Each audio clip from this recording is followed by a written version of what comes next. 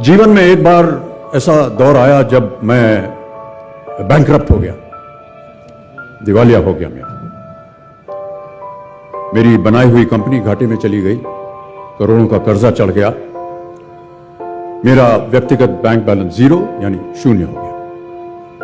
कमाई के सब जरिए बंद थे और सरकार की तरफ से घर पर कुर्की के छापे लग गए।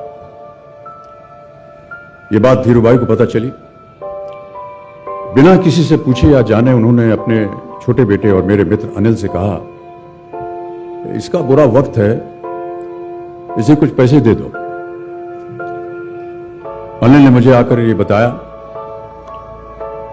देखो सज्जनों, जितना वो देना चाह रहे थे उससे मेरी सारी दुविधा और परेशानियां खत्म हो जाती। उनकी उदारता पर मैं भावुक हुआ, लेकिन मुझे लगा कि मैं उनकी उदारता को स्वीकार न कर पाऊंगा। ईश्वर की कृपा रही और कुछ संकट के दिनों के बाद समा बदला, काम मिलना शुरू हुआ और धीरे धीरे मैं अपने सारे कर्जे उतार पाया।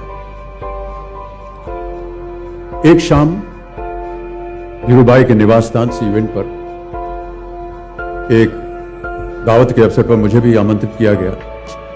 तो ऊपर लॉन में एक तरफ धीरूभाई एक बड़े से मेज पर अपने कुछ मित्रों, बड़े फाइनेंशियल और कॉर्पोरेट वर्ल्ड के दुनिया के दिग्गजों के साथ बैठे बात कर रहे थे। मुझ पर नजर पड़ी तो मुझे बुलाया और कहा, यहां मेरे साथ बैठो। मुझे बड़ा अजीब लगा, मैंने क्षमा मांगी और कहा, मैं उधर अपने मित्रों के साथ बैठा हूं, वहीं ठीक हूं। उन्होंने जिद की और बैठा लिया मुझे। फिर अपनी उस दिग्गजों की महफिल में उन्होंने कहा,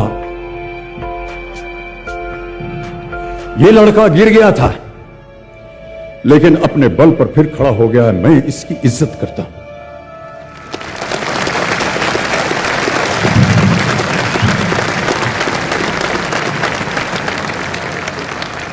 उनका ये व्यवहार और उनके वो शब्द मेरे लिए उस धनराशि से हजारों गुना ज्यादा मूल्यवान थे, जितना कि वे मुझे मेरी संकट से बाहर आने के लिए देने के लिए तैयार थे।